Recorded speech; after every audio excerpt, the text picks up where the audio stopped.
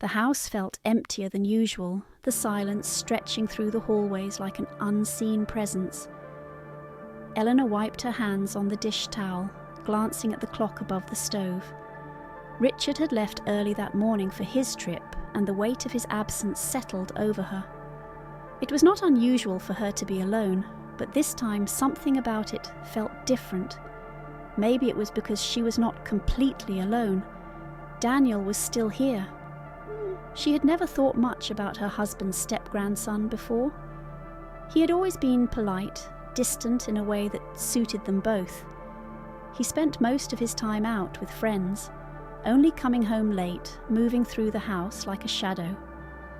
But lately, he had been around more often, lingering in the living room longer than necessary, his eyes watching her in ways she could not quite understand. Eleanor sighed, deciding to tidy up before heading to bed. Moving down the hallway, she absent-mindedly checked the guest rooms, ensuring everything was in order. As she reached Daniel's room, the door was slightly open. She hesitated. He usually kept it closed. A breeze from an open window, she thought, or maybe he had just forgotten. Pushing the door open wider, her eyes scanned the dimly lit room. It was mostly tidy except for a few scattered clothes and an unmade bed. But then something caught her eye on the desk, something that made her breath hitch. She stepped forward before she could stop herself, her heart suddenly pounding. It was not something dangerous, not in the obvious sense, but it was something she was not supposed to see. Just as she reached out, a voice behind her made her jump. "You look like you've seen a ghost, Eleanor. Something wrong?" She turned too quickly, nearly knocking over a glass on the desk. Daniel stood in the doorway, one hand on the frame, his expression unreadable. He had not been there a moment ago. She had not even heard him approach. I was just checking the rooms," she said, her voice coming out weaker than she intended. "Your door was open." His eyes flicked to the object on the desk, then back to her. Slowly, a smirk played at the corner of his lips. "Checking? Or were you curious?" Heat crawled up her neck. "It was nothing. I should go." She made to step past him, but he did not move. He was not blocking the door, not exactly, but he was close enough that she would have to brush past him to leave. She refused to look at him, focusing instead on the wall behind his shoulder. But she could feel his eyes on her, could sense the amusement beneath his calm exterior. "You don't have to act so nervous," he murmured. "I don't mind." Her breath caught, and before she could respond, he stepped aside, his movements slow, deliberate. She walked past him without another word, her pulse still unsteady. As soon as she was out of the room, she exhaled, realizing she had been holding her breath. She went straight to her bedroom, locking the door behind her, something she had never felt the need to do before. Eleanor tried to brush off the moment, convincing herself that she had read too much into it. There was nothing there, nothing worth overthinking. But the feeling lingered, creeping into the back of her mind, whispering doubts she could not quite silence. It was not just the way Daniel had looked at her, nor the way he had smirked as though he knew something she did not. It was something deeper, something she could not name. The next morning, she went about her usual routine, moving through the house with quiet efficiency. The sun streamed through the kitchen window as she made her coffee, the scent of fresh grounds filling the air.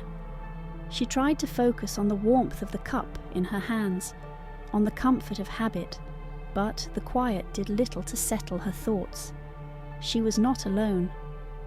Daniel leaned against the counter, his presence unexpected. He had never been an early riser, usually stumbling into the kitchen well past noon. Yet there he was, standing close enough that she could feel the weight of his gaze.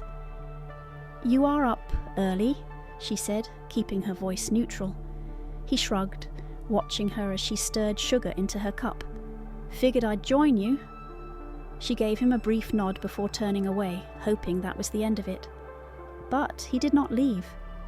He lingered, watching, waiting.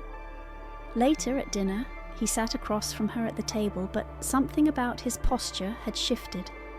He was relaxed, but not in a careless way. It was deliberate, intentional. She tried not to notice how often his gaze settled on her, or how his fingers drummed slowly against the surface of the table. Every time she glanced up, his eyes were already on her. She felt foolish for noticing, even more so for the way it unsettled her. It was nothing. He was just looking. People looked at each other all the time, but this was different. When she reached for the salt, her hand brushed against his. The touch was fleeting, insignificant, yet she pulled away as if burned. He did not move, did not flinch. If anything, he seemed amused by her reaction. "Something wrong?" he asked, voice smooth, effortless. She shook her head, forcing a small smile. Nothing at all. She told herself it was all in her head. That night she locked her bedroom door. It was not something she had ever done before, not in this house, not with family. But when she reached for the knob, something inside her refused to leave it open. She did not question it. She simply turned the key and let the lock click into place. Lying in bed, she told herself again that there was nothing to worry about. It was just a precaution, nothing more. But in the quiet of the night, she found herself listening, waiting, anticipating something she did not dare name. The night was quiet except for the occasional rumble of thunder in the distance.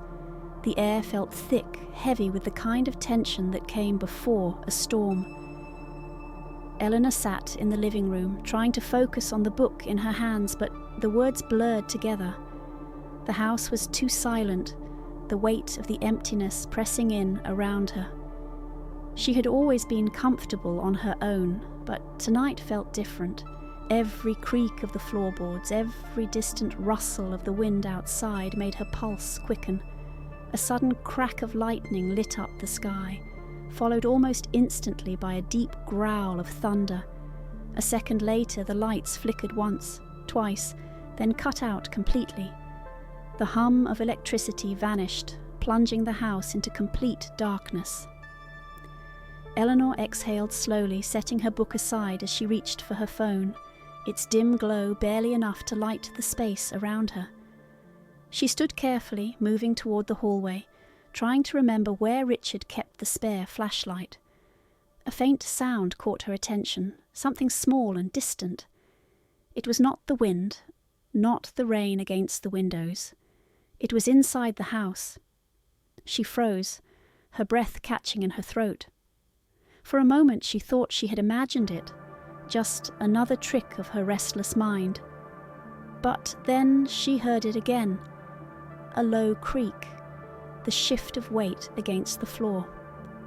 Her pulse thrummed in her ears as she turned toward the sound, her feet carrying her toward the source before she could stop herself. She hesitated outside Daniel's door, her fingers hovering over the knob. The door was slightly ajar, a sliver of darkness stretching beyond the threshold. It should have been closed. She knew it had been closed. Lightning flashed outside, illuminating the hallway in a brief, eerie glow. She swallowed hard, telling herself she was being ridiculous. It was just the storm, just the way shadows moved when the light disappeared.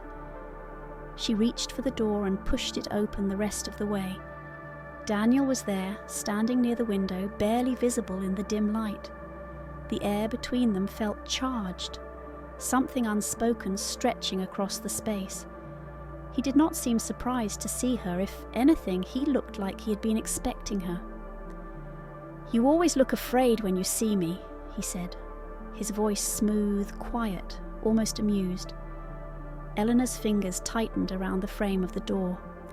"I thought something had happened," she said, her voice more uncertain than she intended. He turned slightly, the faint glow from outside catching the sharp angles of his face. "Something has," he murmured, His gaze never left hers, steady and unreadable. She could not move. There was nothing overtly wrong about the situation, nothing that could be defined as a reason to leave, and yet every part of her screamed that she should. "Do you always come into my room when the lights go out?" he asked, tilting his head slightly. The teasing edge in his voice sent something uneasy curling in her stomach. "I thought you needed help," she said quickly, willing her hands to stop trembling. "I don't," he replied, stepping closer. "But I think you do." Her breath hitched. The space between them felt smaller now, suffocating. She needed to walk away, to turn and pretend this conversation had never happened, but her body would not obey. He was watching her the way someone watched an animal just before it ran, waiting, patient. "You keep looking at me like I'm something dangerous," he murmured. "Why is that?" She shook her head, searching for the right words. "I don't." "You do," he insisted, stepping even closer. The air felt warmer, charged with something she did not want to name. "But you're still here." Her pulse pounded in her ears. This was wrong. She knew it, felt it in every part of her. But she did not step back, did not move away. She could smell his cologne, something faint, something familiar. The way he looked at her was different now, no longer teasing, no longer playful. "Daniel," she started, but her voice was barely above a whisper. "Tell me to stop," he said, low and serious. She opened her mouth, but nothing came out. The air between them felt thick, suffocating. She needed to leave, to put an end to whatever this was, before it became something worse. But he was so close now, his presence overwhelming, impossible to ignore. Lightning flashed outside again, illuminating his face for a split second, and in that moment she saw it, the quiet certainty in his eyes, the way he was waiting for her to decide. Her breath came uneven, her chest rising and falling too quickly. The storm outside raged on, the rain hitting the windows in the steady waves. The only sound in the room was the faint hum of her own pulse, loud and insistent. She swallowed hard and forced herself to move, stepping back just enough to put distance between them. "This," she started, shaking her head, her voice uneven. "This can't happen." He studied her for a long moment, then exhaled, a slow, knowing smile creeping onto his lips. "You're right," he said, but his tone held something else, something she could not quite place. She turned before she could second-guess herself, stepping quickly into the hallway. Her hands were shaking as she closed the door behind her, pressing her back against the wall as she tried to steady her breathing. The air in the house felt different now, heavier, more suffocating. She had left. She had walked away. But for the first time, she was not sure it had changed anything. Eleanor tried to keep her distance, avoiding unnecessary interactions, keeping herself busy with chores, errands, and long phone calls with Richard, pretending everything was as it should be. But Daniel made it impossible to ignore him. He was always there, lingering just long enough to remind her of what she was trying to forget. His presence had changed, and no longer the detached, indifferent grandson, but something else entirely, someone watching her, waiting. She felt it in the way he moved, in the way his eyes followed her when he thought she was not looking. In the quiet spaces of the house, she found herself holding her breath, anticipating the moments he would appear. He never did anything outright, never spoke of what had happened that night, never made any obvious advances, but he was always too close. When she turned a corner, when she reached for a cabinet, when she stepped into the hallway, he was there. His presence was suffocating, yet not a single word was spoken about it. She had been folding laundry when she first realized just how much control he had taken from her without her noticing. The room was small, the soft hum of the dryer filling the space.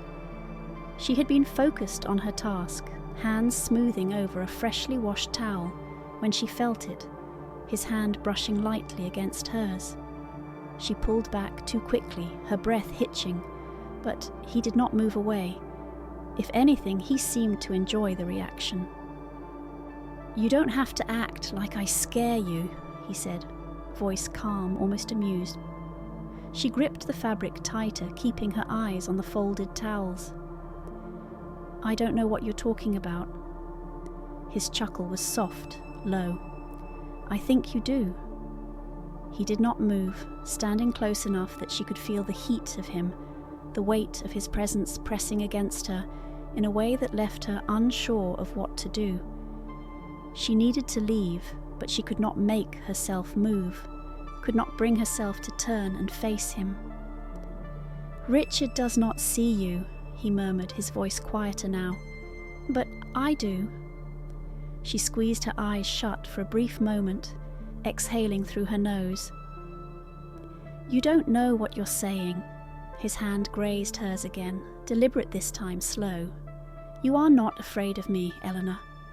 His voice was steady, assured. "You're afraid of what you feel." She stepped away abruptly, gripping the folded towel too tightly in her hands. "This has to stop," she said, her voice barely above a whisper. He did not argue, did not protest. Instead, he let the silence stretch between them, unspoken things hanging in the air like something tangible. That evening, Eleanor stood at the kitchen sink, staring at the darkened garden outside. The weight of the day settled in her chest, pressing harder with every passing moment. She could not live like this, walking on edge, waiting for something to happen. A voice startled her from behind. "You seem distracted."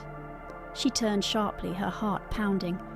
Mrs. Clark stood in the doorway, hands clasped in front of her, her gaze sharp and unreadable. She was a woman who noticed things, always watching, always listening. Eleanor forced a small smile. "Just tired?" Mrs. Clark hummed, stepping further into the room. "You should be careful, dear," she said, her voice light but with a meaning Eleanor could not ignore. "He watches you when he thinks no one is looking." A chill spread through her. She swallowed. "I don't know what you mean." The older woman tilted her head slightly. "Don't you?" Eleanor forced out a laugh, shaking her head. "You're imagining things." Mrs. Clark held her gaze for a long moment before sighing, reaching for her handbag. "Maybe I am." She turned, but before stepping out, she glanced over her shoulder. "Or maybe you are." Eleanor stood frozen long after she left, staring at the space where she had been. The weight in her chest grew heavier, suffocating. She could not pretend anymore, could not convince herself that she was imagining it. It was real, and it was not going away. Eleanor sat on the edge of her bed, the house shrouded in silence except for the faint ticking of the clock on the wall. The weight of the past few days pressed down on her, a constant suffocating presence she could not escape. Every moment spent alone with Daniel had chipped away at her resolve, pushing her toward a dangerous precipice she had no intention of reaching. She had told herself to put an end to it, to set boundaries, to regain control. And yet, she had done nothing. The truth was harder to admit. Part of her had not wanted to. The quiet creak of a door sent a shiver up her spine, a sound so soft it might have been her imagination, but it was not. She looked up, and there he was, standing in the doorway, leaning against the frame as though he had every right to be there. The dim glow of the bedside lamp cast long shadows across his face, making his expression unreadable. He was watching her the way he always did, waiting. "I am not leaving until you tell me you do not want this," he said, his voice barely above a whisper. Eleanor's throat tightened, her breath catching in her chest. He had never been this direct before, never stripped away the pretense, the teasing remarks. the silent glances that carried more weight than they should have. This was something else entirely, something dangerous. She swallowed, forcing herself to meet his gaze, but the words would not come, because to say them would be a lie, and he knew it. His eyes darkened as he took a step closer, his movements slow, deliberate. "Tell me to stop," he murmured, but there was no hesitation in his tone. He was not expecting her to.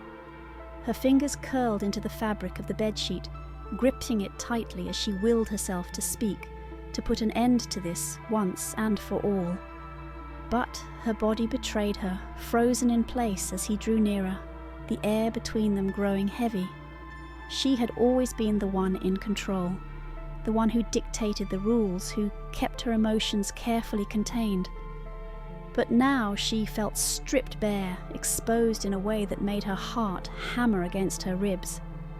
"This can't happen," she finally managed, her voice weak, uncertain. His lips curved into a slow, knowing smirk. "It already has." A sharp breath left her as she forced herself to move, to step back, to reclaim the space he had stolen. But he did not look disappointed. He did not even look surprised. If anything, he looked amused, as if he had expected this all along, as if he was willing to wait. "This isn't over, Eleanor," he whispered, his voice sending a chill down her spine. "You know that." He stepped back, his eyes lingering on hers for a moment longer before turning toward the door. And then he was gone, disappearing down the hallway like a shadow, leaving behind the echo of his words. Eleanor sat there for what felt like hours, her pulse a steady drumbeat in her ears. She wanted to believe that she had won, that she had pushed him away, that she had taken control. But the truth was, she felt no relief, no victory, only the lingering pull of something she refused to name. Later that night, long after she had turned off the light and forced herself to lie still beneath the covers, she heard it, the faintest sound of paper sliding across the floor. Her breath stilled as she sat up, her eyes adjusting to the darkness. Slowly she reached down, her fingers brushing against the cool, crisp edges of a folded note. Her hands trembled as she lifted it, unfolding the paper with careful precision. There was no greeting, no signature, only 4 words scrawled in his familiar handwriting. "You're not done yet." Her stomach twisted as she read them over and over, the meaning sinking in with every passing second. He was not giving up. He was not letting go. And deep down, she was not sure if she wanted him to.